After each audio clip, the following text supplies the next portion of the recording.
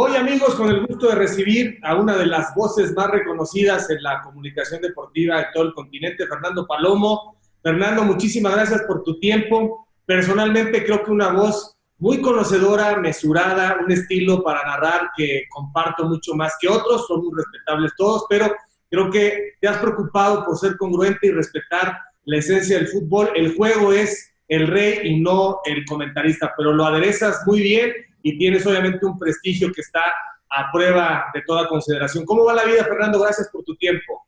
No, pues mejor después de la presentación, Javier, muchas gracias. Mejor después de las flores. La verdad que te agradezco mucho, la verdad. No voy a decir que crecí consumiendo tu contenido, tu generación de contenido, pero sí se convirtió en costumbre escuchar el noticiero de Televisa Deportes. No sé, a las 10 de la noche podrá haber sido, no sé, y en el uso horario en el que estuviese, así trataba de escucharlo siempre, así que se convirtieron ustedes también en voces familiares para poder mantenerse informados. Muchas gracias de verdad por la invitación a la charla. ¿Cómo va la vida? ¿Cómo manejas la pandemia desde allá? Aprendiendo, creo que día con día se ha convertido en un examen.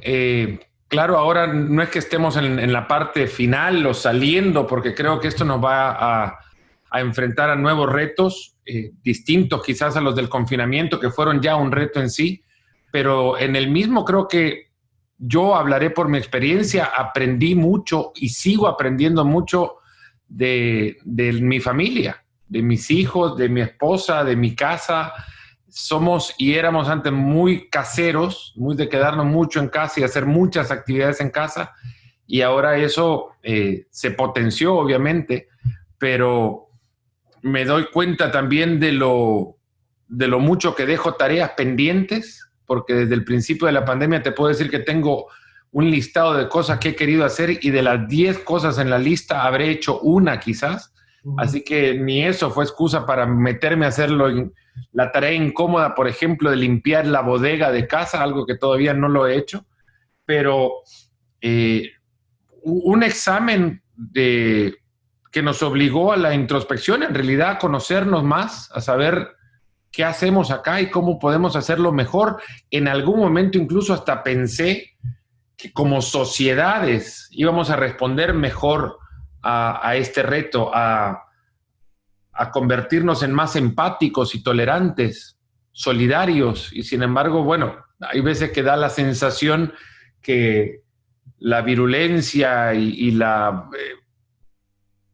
agresividad con la que muchas veces se comunican tantas cosas, no solamente en deportes, nos hace pensar que, bueno, no fuimos todos los que lo vimos así y que de a poco también pues se va recuperando lamentablemente esa normalidad. Sí, a ver si no terminamos estando peor, pero los buenos, los de buena voluntad, al final seguramente terminaremos, yo espero, por imponer ciertas pautas. Fernando, a ver, cuéntanos un poco de tu vida. Sabemos que eres salvadoreño, ahí está la bandera atrás.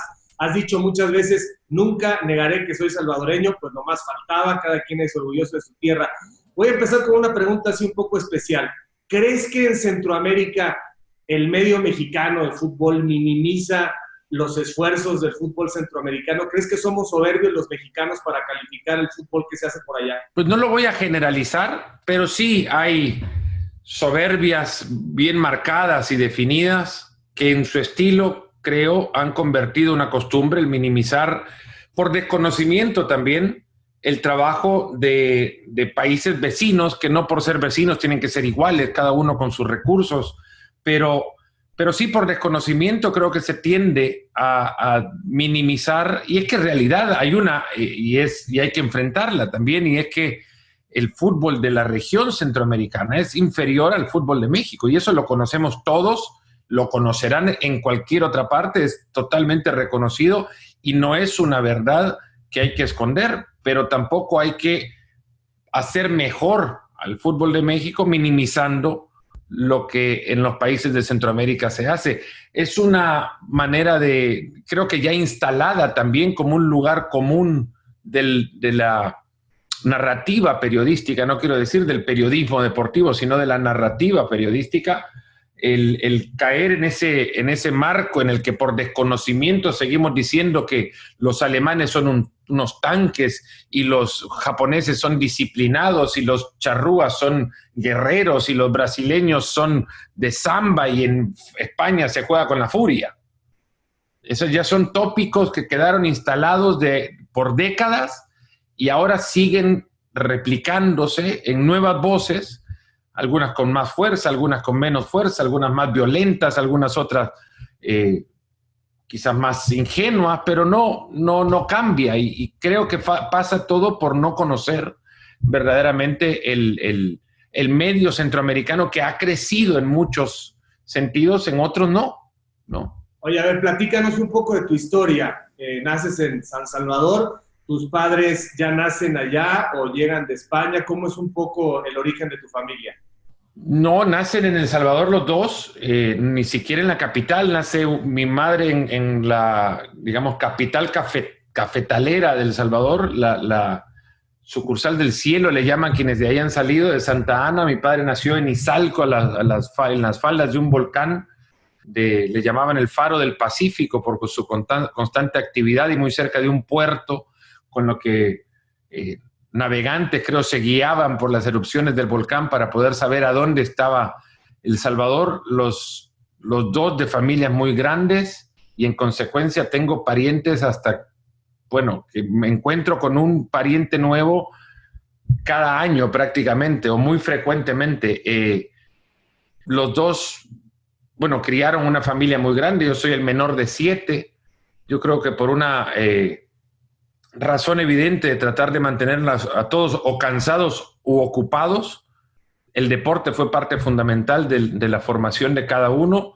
Mis hermanos estudiaron en un colegio jesuita, y los jesuitas históricamente han tenido el deporte y el fútbol, sobre todo con padres vascos, sacerdotes vascos. El fútbol era una religión prácticamente en ese colegio. Yo no estuve en ese colegio, pero heredé, creo, las costumbres de mis hermanos y creí siempre que el deporte no era ni siquiera una opción, que era lo que después del estudio había que hacer, era parte de nuestra vida. En consecuencia, se convirtió en algo fundamental y crecí desde que tengo uso de razón con el deporte como pilar de mi formación. Pero tus abuelos sí llegaron de España. No, yo creo que el primer español que llegó de los Palomo por lo menos de nuestra rama, a Centroamérica, lo hizo a finales del siglo XVIII.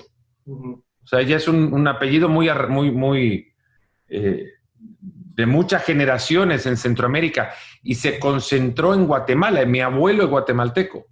Okay. Mi abuelo era guatemalteco, y luego también del otro lado, del lado de mi madre, también llegaron a principios del siglo XIX, a las Américas, digamos, a Cuba, y de Cuba hacia Centroamérica, pero no hay una línea muy cercana con España. Creo que lo más cercano que tenemos es el Mágico, que no es pariente nuestro, pero es casi un hermano, y creemos que de Cádiz nacimos todos, salimos todos, ¿no?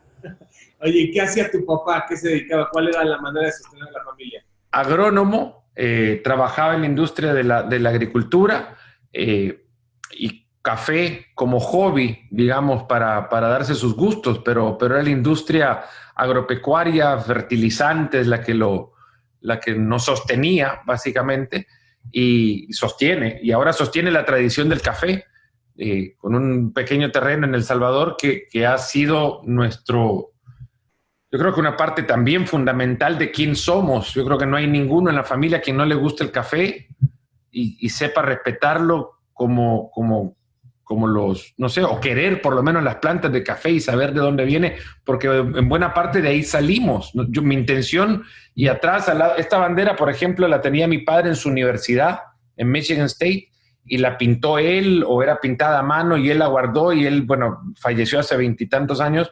Mi mamá me la dio, o me la dejó a mí, la enmarqué y la guardé acá. Pero al lado de la bandera, o arriba de ella, está mi título universitario, y mi título universitario es de economista agrícola. Porque mi intención era regresar a El Salvador a impulsar una nueva era, impulsar nuestro café hacia un nuevo escenario, no solamente la producción, sino ya también la comercialización poco más detallada a ver, que en ese momento, cuando yo me estaba graduando, surgía también no digo moda porque se ha instalado y sigue, pero el café gourmet, digamos, al irse a tomar una taza de café era como tomarse una copa de vino.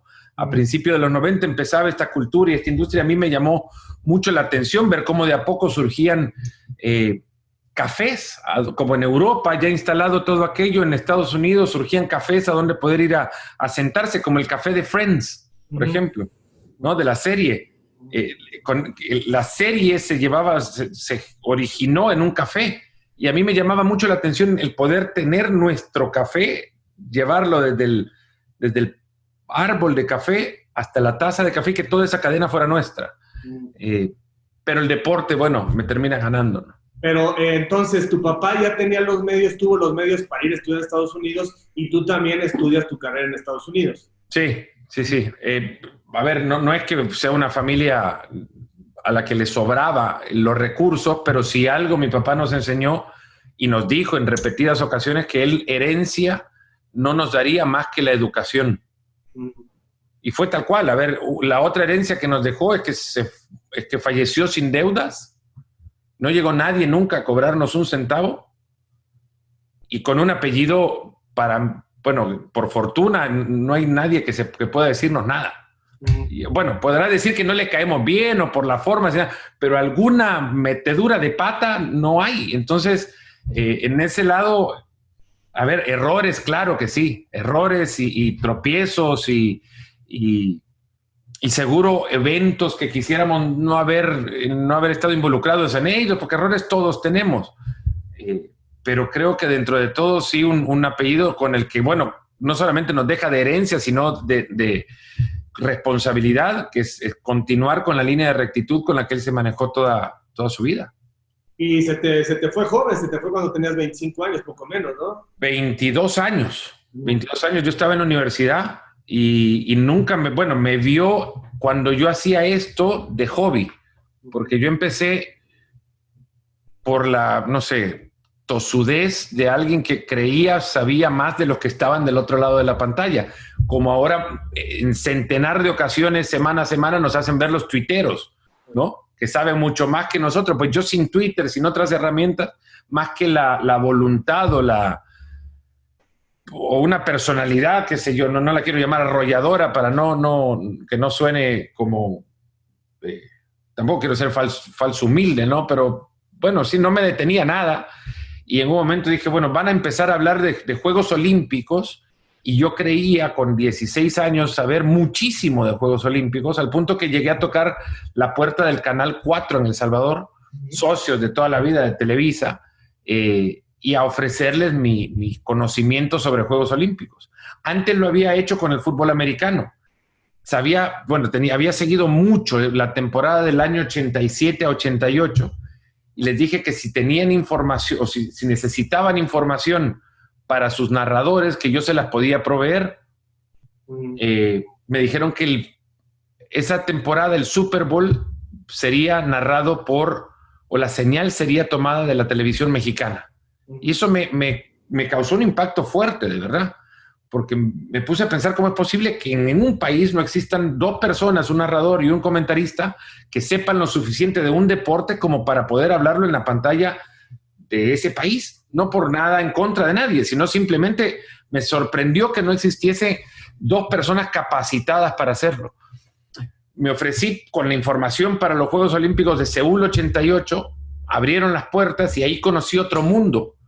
Mientras el canal estaba pasando noticieros o telenovelas, yo ya estaba viendo la señal en vivo desde Seúl, aunque fuesen eventos que a muchos no les generaban atención alguna, preliminares de remo o clasificatorias de natación con el primer hit entre nadadores de Madagascar y de Singapur. A nadie más que a alguien como yo le interesaba ver eso. Y entonces me llegaba a las noches a ver la señal en vivo de múltiples deportes. Y eso fue descubrir otro mundo. La tele no era lo que yo veía en mi casa. La tele era todo lo que se podía generar en un salón de producción para que luego se emitiera a las televisiones. Entonces eso ya me abrió otro espacio. Al año siguiente, trabajando esos Juegos Olímpicos, me ofrecieron relatar carreras de atletismo. El circuito europeo de atletismo de 1989 lo iban a recibir íntegro con un delay de una semana, pero yo lo podría relatar. No tenían a nadie que lo relatara y que conociera atletismo como yo. Y me ofrecieron la oportunidad y de ahí, bueno, se convirtió todo eso en un hobby. Eso lo vio mi papá. Lo vio mientras, bueno, lo hice, me fui a la universidad y lo hacía los veranos como hobby.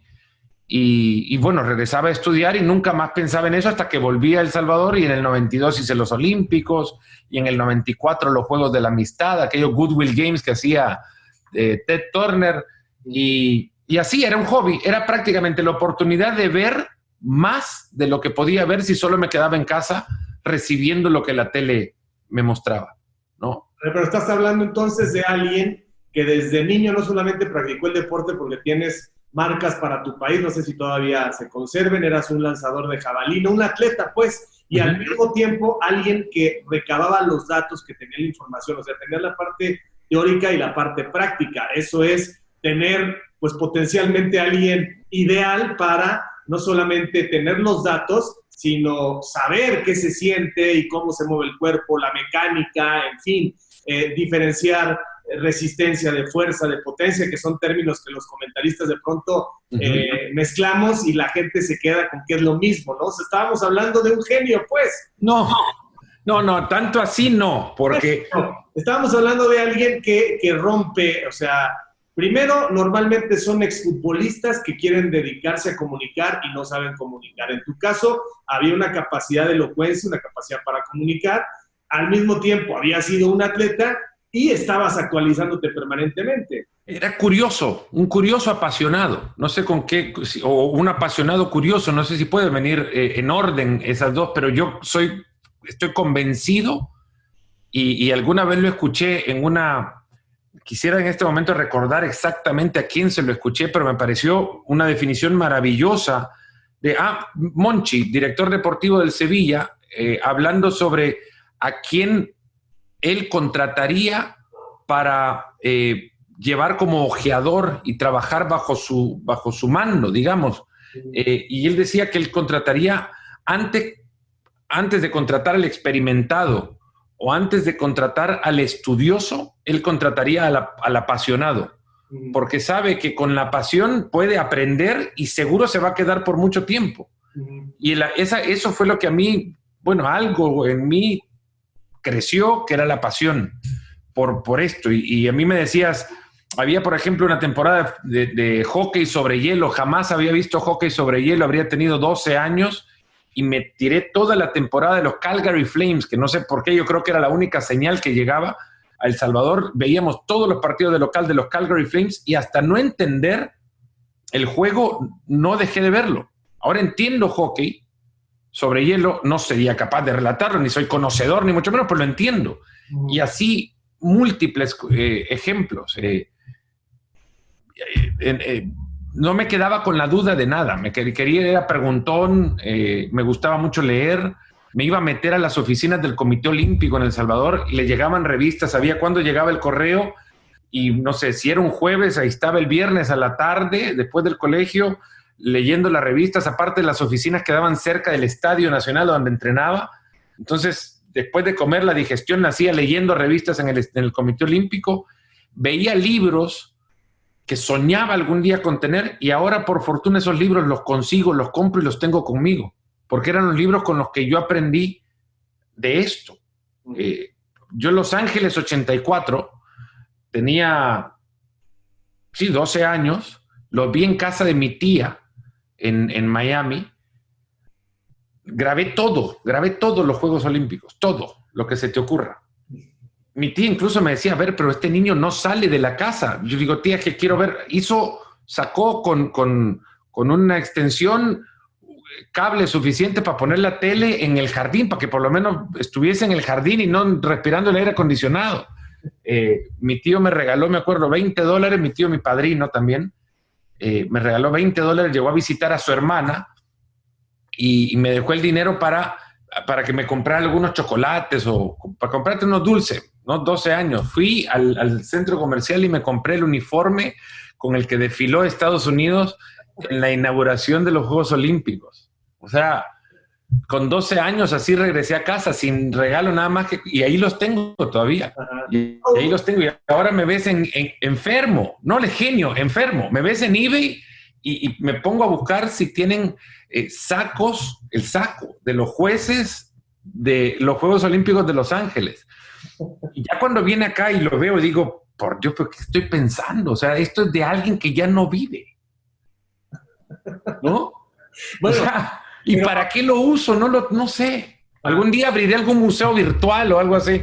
Sí, pero las satisfacciones no se pueden explicar, o sea, es algo personalísimo lo que te pasa y lo que te llena, pero aparte se ve que eres muy competitivo porque si te metiste al deporte es que querías ser el mejor primero de tu grupo y luego pensaste que de tu país y lo lograste, o sea, las enseñanzas que te deja el deporte a nivel práctico, luego es más fácil ya volverte un comentarista que tenga esa estructura, esa pasión, esa disciplina, esos hábitos, ¿verdad? Para siempre estar actualizándote y saber que como en el deporte fallas un día y se va a notar.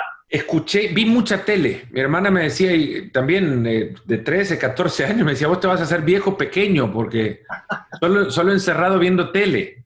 Ahora le recuerdo aquello, ya no se acuerda, pero le recuerdo y me digo, imagínese que ahora la tele somos una sola cosa, ¿no?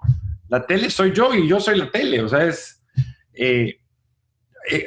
competitivo. Yo creo que ni siquiera es el principio de por dónde se puede describir mi personalidad. A mí soy de los que camina por las calles de una ciudad grande y va tratando de superar gente para llegar primero a la siguiente vereda. Soy de los que trata de estacionar antes que la persona que entró en el lado opuesto del estacionamiento. Trato de ganar todo, soy regularmente segundo, tercero, cuarto o hasta último puedo ser, pero me duelen perder hasta los fantasies. O sea, un fantasy puede trastornar mi estado de ánimo, es así. Y no sé si me hace esto, lo competitivo me hace obviamente ir a buscar cada vez retos más grandes y no bajar los brazos, aunque tenga los años que tenga en la profesión. Trato de seguir haciendo mejor lo que hago para hacer el mejor partido posible, que creo que todavía no lo he hecho. Crecí escuchando grandes voces, Howard Cosell, Sonia Alarcón. Yo veía mucha televisión mexicana también, el Mago Setién, a Beto Murrieta. Por fortuna tuve la posibilidad de trabajar con él, a don Jacobo Zabludowski tuve la posibilidad de conocerlo y vi grandes personalidades de la televisión deportiva que influyó en mí, de los locales, de México, que consumía mucho, te reitero, de la televisión estadounidense, y quería ser como ellos, no por estar en los lugares en los que ellos estaban, sino por contar las historias que ellos veían. Y eso es lo que le digo muchas veces a estudiantes o jóvenes que quiero ser periodista deportivo. ¿Para qué? ¿Porque querés estar en la cancha y verlo desde cerca? ¿O porque te apasiona contar lo que ves? A mí me apasiona contar lo que veo, aunque lo vea en la tele, en un estudio de Bristol, Connecticut, donde regularmente estamos, y más aún ahora con la pandemia y las restricciones de viaje. Estar ahí, yo me sumerjo en el lugar. Ahora, no me lleves al estadio porque ahí sí no paro de hablar, ¿no? Te veo más como un Bob Costas a ti, o sea, como que fuiste habemos muchos que no podemos diversificar por falta de capacidad, es decir, yo no me considero más que conocedor de 2 o 3, pero hay gente que es muy completa y es tu caso, conoces verdaderamente a fondo varias disciplinas, pero además de inmediato se nota que eres un tipo que lee de política, que lee de cultura general, que no se quedó solamente en el tema del deporte y en tus transmisiones das contexto, ¿no? Tratas de ampliar un poco la información y que la gente sepa que hay la confianza de saber que es alguien que está pues medianamente enterado de todo un poco y no solamente de deportes. Es así como tratas de informar. Es así como trato de estar al corriente de lo que mis hijos ven. ¿No? Aprendí mucho en la escuela argentina, a donde comencé con ESPN en el 2000, de 2000 a 2003, que quien solo de fútbol sabe, no sabe de nada, ¿no? Y me llamaba poderosamente la atención ahora, hablando de lo competitivo que soy, por ejemplo, estar en mesas de café con colegas y sus amigos que me presentaban mientras me acomodaba, digamos, a la ciudad y a la sociedad, lo mucho que hablaban de muchas cosas. Y yo no conocía de muchas cosas. Y me enteré de la debilidad que en ese momento mi maleta no arrastraba un bagaje cultural muy grande. Y me he dedicado a conocer cuanto más pueda conocer de lo más posible, porque no solamente creo que es fundamental estructurar la cabeza con un conocimiento amplio de muchas cosas, no solamente básico, sino también creo que se le debe a la audiencia presentar un contexto completo de todo aquello que se le muestra en televisión. Los equipos de fútbol no son solo 25 jugadores y su cuerpo técnico, sino son 25 seres que provienen de distintas culturas, que además tienen que ejercer una profesión en un ambiente generalmente y sobre todo en el ámbito más profesional, muy lejano a donde ellos crecieron, y en consecuencia todo lo que les rodea al final termina afectándoles en su actuación. Antes me preguntaba o hablaba sobre lo que practicar deporte me puede facilitar a mí para ser deportista. Pues practicar deporte me enseñó, lo hice en el más alto nivel al que yo podía llegar, que era muy cercano al más alto nivel en el mundo. Y esto a mí me llevó a conocer cómo se prepara un deportista para los escenarios que tiene que enfrentar y cómo se preparan los mejores del mundo para sus escenarios. Lo que cambia es quizás la cantidad de público que los ve a ellos, pero su preparación y la mía no variaba mucho. Yo tuve la posibilidad de ir a una Copa del Mundo de atletismo, un campeonato mundial, y entrenar en eventos, entrenar para la preparación, para el evento, pero con distintos ejercicios que son obviamente de formación paralela, digamos, al evento de lanzamiento de jabalina en sí, y en ninguno de ellos yo me veía peor que los demás. La gran diferencia era el trabajo técnico que ellos desde muy pequeños habían ya arrancado y que yo muy tarde adopté. En ese momento diferencia, digamos, incorregible. Pero notaba que había competencia y podía ver los mismos nervios que ellos tenían por otras expectativas, eran los mismos que yo tenía en mis expectativas. Entonces no había diferencia. El miedo escénico estuvo ahí para aquellos que lo sufrimos, digamos. Entonces entiendo cuando el futbolista puede llegar a patear un penal, o lo que significa que patee un quinto penal un jugador de fútbol, o lo que significa estar lesionado y tratar de recuperarse para una prueba grande, para un partido grande. Todas esas, digamos, sensaciones y experiencias, vivencias del deportista de alto rendimiento, yo las puedo trasladar a todos los deportes que veo, porque yo los viví, no por mucho tiempo quizás, pero sí los viví. Todavía mayor a mí el respeto que le pueda tener a cualquier deportista que pasa 10 años compitiendo en el máximo nivel, ¿no? Lo mío fue muy corto porque también, en un momento ya el ambiente y mi nivel ya no daban para sostenerme. ¿No? Tenía que empezar a sostenerme yo solo llegué a un momento de una decisión y por fortuna pude volcar la pasión por la práctica del deporte a la pasión por hablar de deporte. Y empezaste en el deporte por un tema de salud de tus papás, un tema de disciplina. ¿Todos tus hermanos más o menos hicieron deporte? ¿Era una exigencia de casa? No, nunca la vi como una obligación, siempre era cuestión de, quedaba en uno decidir qué es lo que íbamos a hacer de deporte, pero es que deporte había que hacer seguro. Y mi hermano mayor fue campeón nacional de remo, medallista en Juegos Centroamericanos de remo, hoy es presidente del Comité Olímpico. Mi hermano es ortopeda y creo que entró ahí por también la fascinación por las lesiones deportivas del fútbol. Mi tercera hermana, gimnasta, triatleta, su hija 2 veces olímpica, mi cuarta hermana fue corredora, gimnasta, mi segundo hermano seleccionado juvenil de fútbol y en primera división, el sexto también, quizás el mejor futbolista de todos, pero tobillos débiles. y era muy habilidoso y también en reserva de primera división en fútbol, así que es de todos, era para todos, no digo una obligación, sino una forma de vida.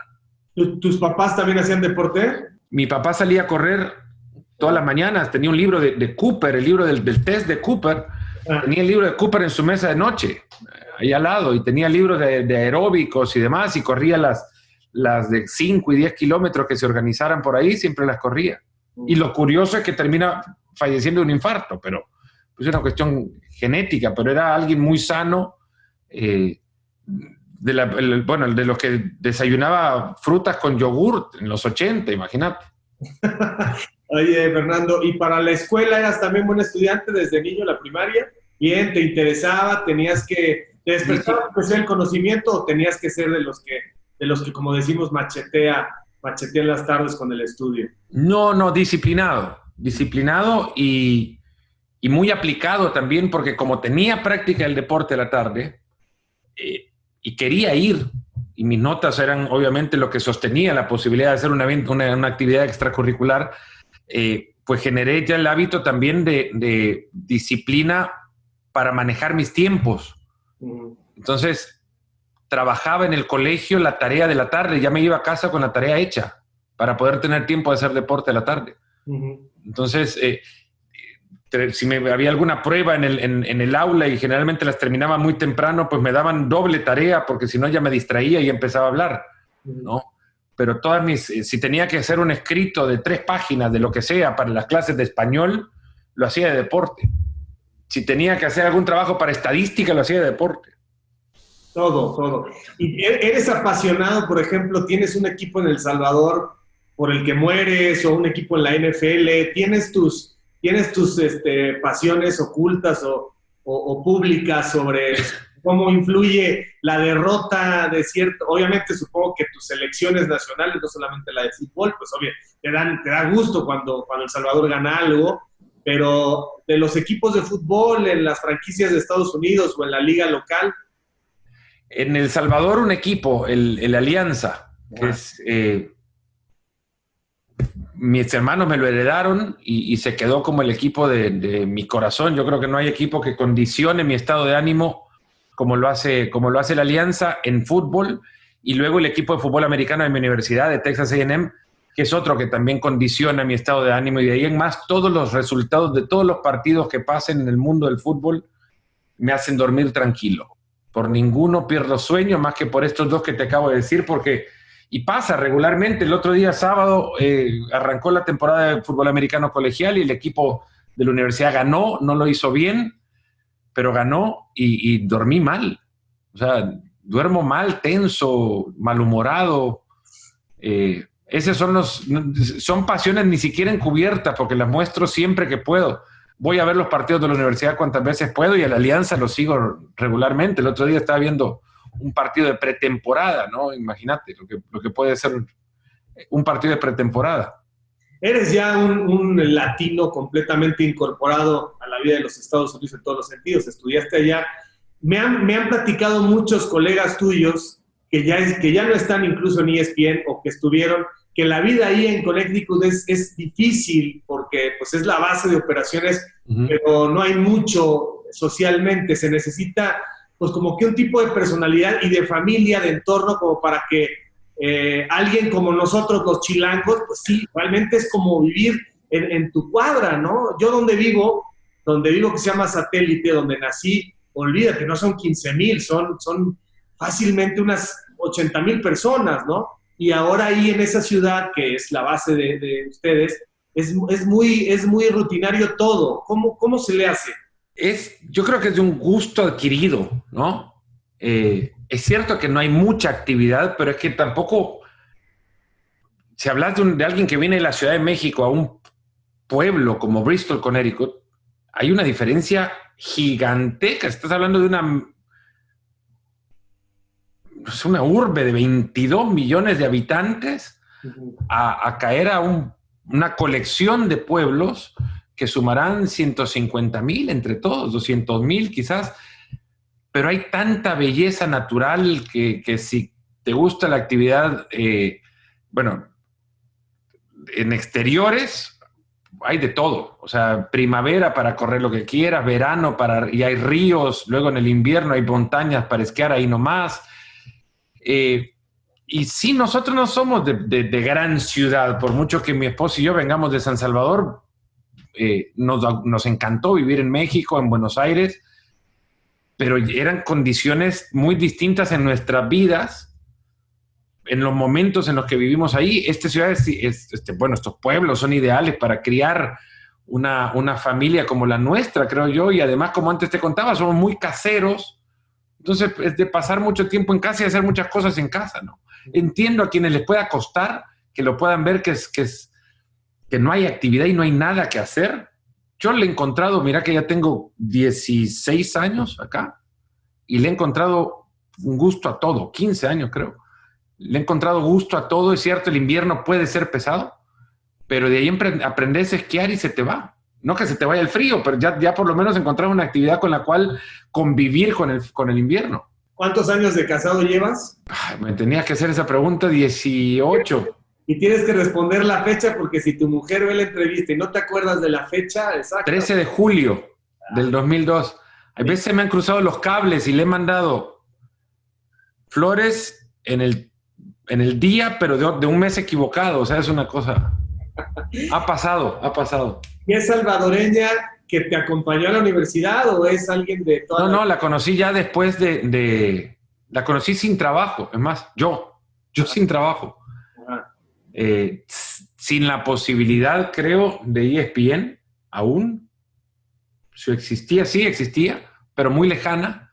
Y surgió todo cuando nos conocimos, fue surgiendo la posibilidad de venir a ESPN, así que empezamos también mucho tiempo de lejos, pero eso duró poco y ya después ya nos casamos. ¿Y ella qué hace? ¿Dedicada a los niños? Bueno, a los 4, tenemos 3 y yo.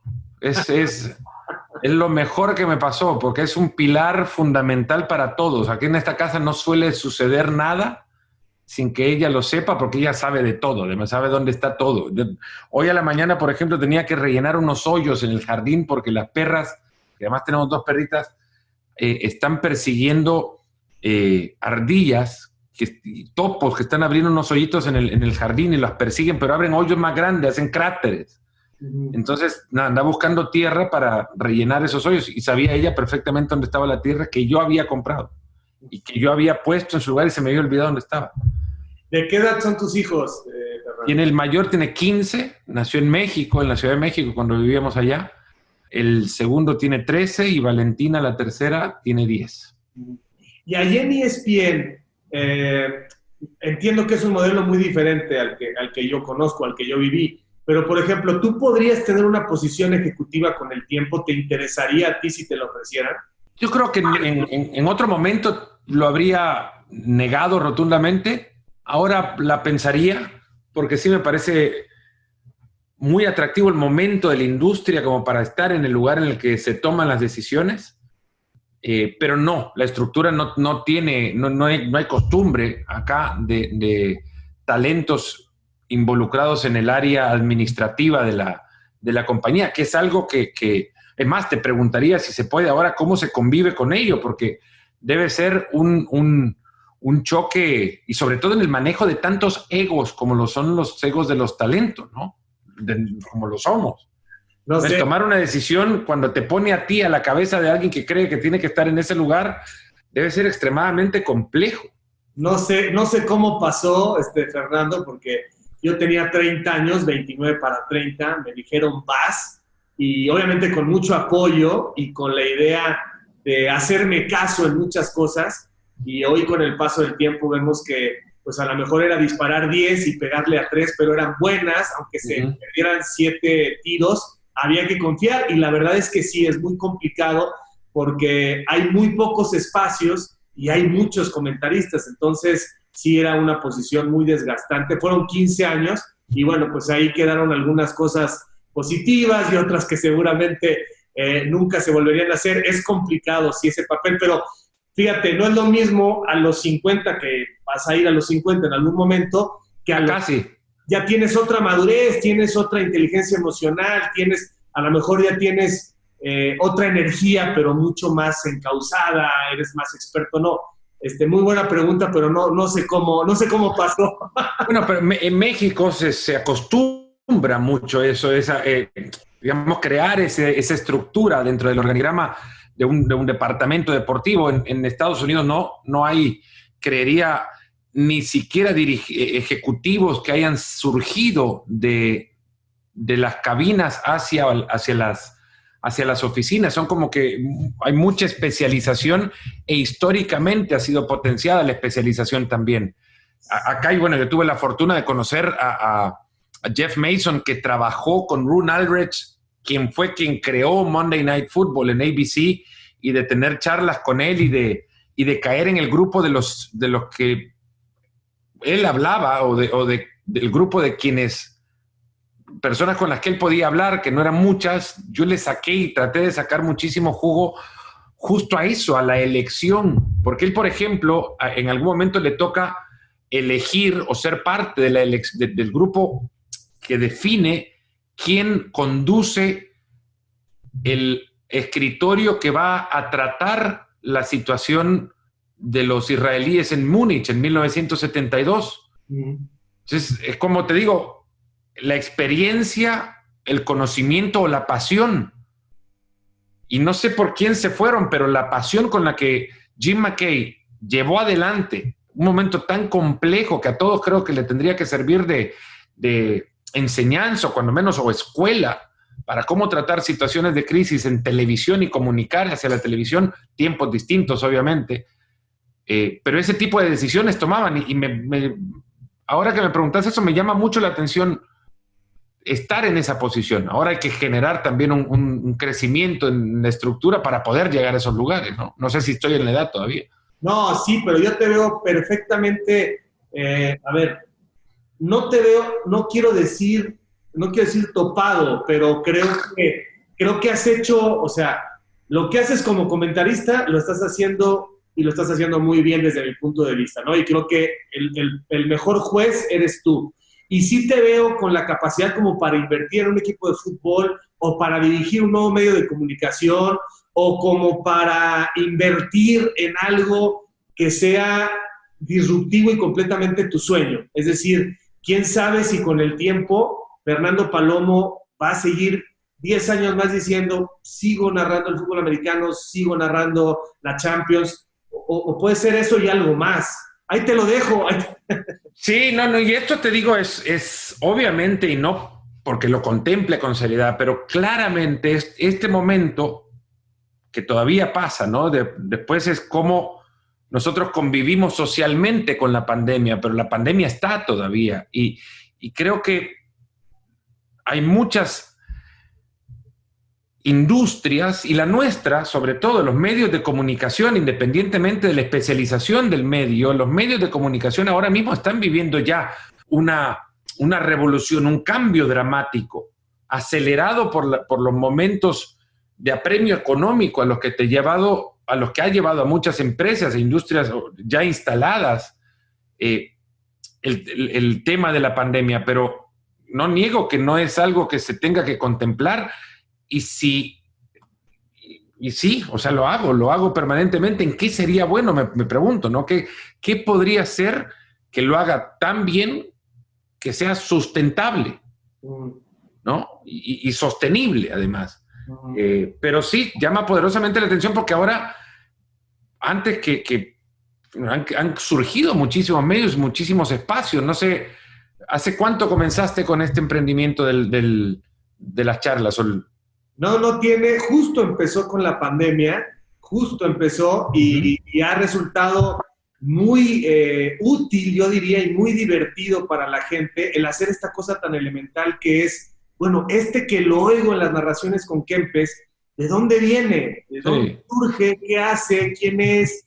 ¿Qué siente? ¿Qué piensa? Y mira que en realidad son de esas cosas que dices, parece que todo está inventado, pero no. Siento que hay mucho camino. Cuando menos es mi caso, siempre estoy pensando qué cosas nuevas, y te digo, unas no van a funcionar, pero sí creo que hay todavía mucho, y creo que mucho más de lo que creemos. O sea, creo que el abanico de la creatividad todavía es monumental como para que la gente se sienta satisfecha con los contenidos, con las propuestas, etcétera, ¿no? Por ejemplo, yo en México veo, Fernando, muy pocas plataformas digitales que valgan la pena hablando de contenido deportivo. Y no quiero ser yo soberbio, hay muchas, pero creo que se podría armar una o dos completamente diferenciadas y que hay un público que está ansioso de tener una cosa distinta a lo que hay. Claro, ya en la receta está el encanto, ¿verdad? Pero yo creo que tú eres de esas personas que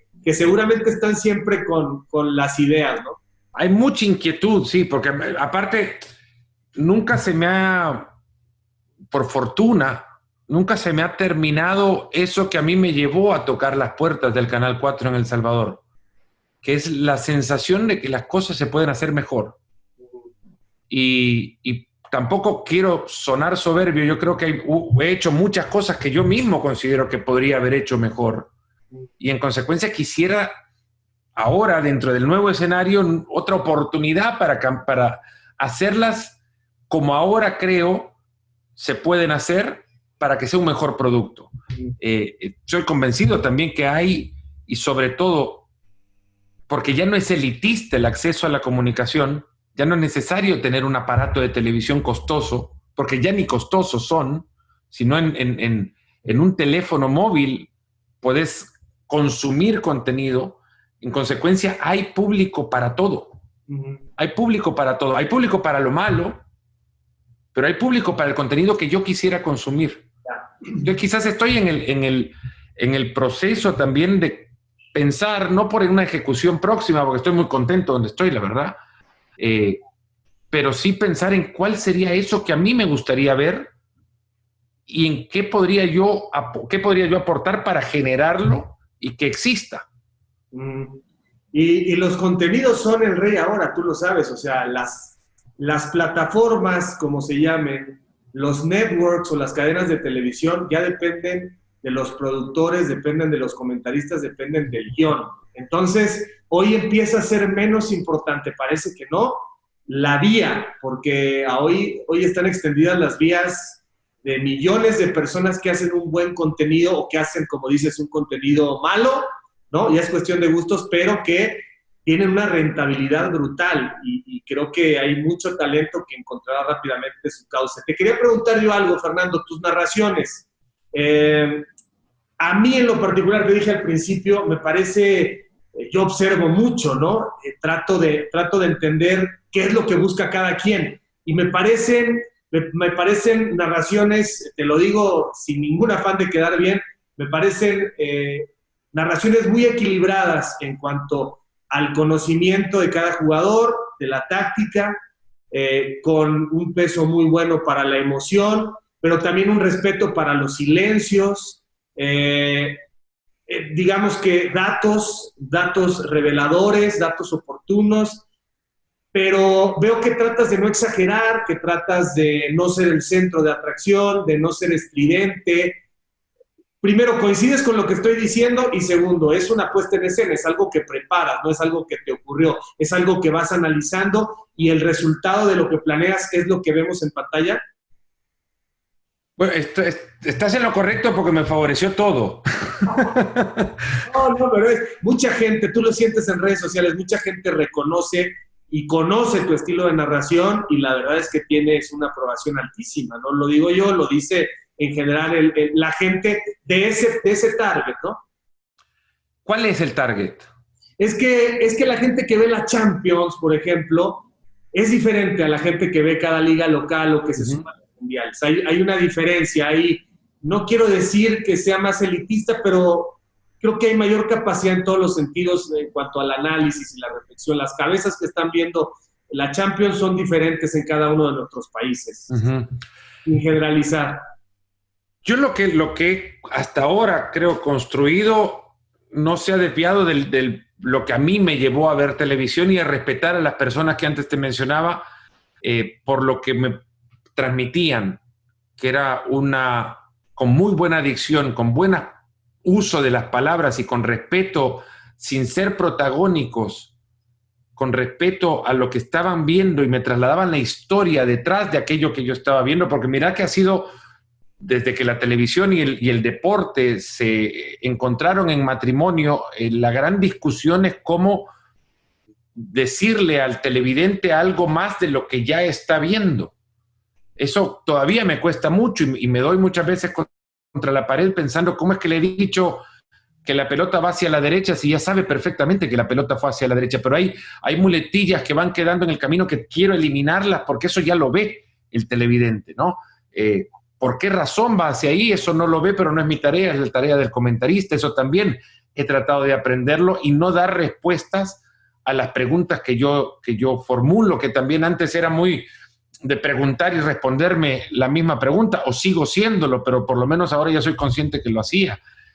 Creo que hay que entregarle al televidente toda la información necesaria para que pueda entender el contexto de lo que está viendo. Aún así sea un partido por la segunda fecha de un torneo o así sea una final. ¿Y a dónde está para verlo? Me pasó ahora en Lisboa, por ejemplo, no haber ido, pero haber estado en Lisboa y en otras ocasiones y haberme sentido con la obligación de instalarme yo en esa Lisboa y llevar al público algo de Lisboa, porque por algo esa ciudad quiso ser sede de estos partidos sin público, para que se conociera. Por lo mismo también en cualquier ciudad en donde juegan partidos de selección o competencias atléticas o incluso Juegos Olímpicos, hay que llevarle a la gente todo aquello que rodea lo que no ven. ¿Qué ven en la cancha? Lo que no ven son las tribunas y lo que rodea. Y lo que no perciben es el olor del estadio o el ruido de los aplausos, no lo logran percibir con total dimensión. En consecuencia, es mi tarea llevárselos. ¿Y qué significa lo que van a ver?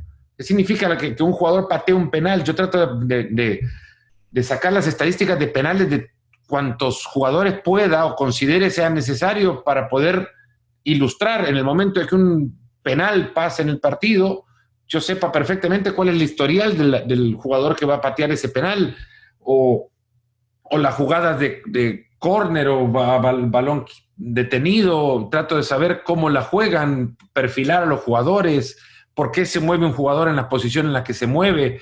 Entender el fútbol es algo que yo no voy a lograr conseguir, no por no haber jugado, es porque creo que no hay vida para entender cómo un equipo se mueve como un ser viviente, ¿no?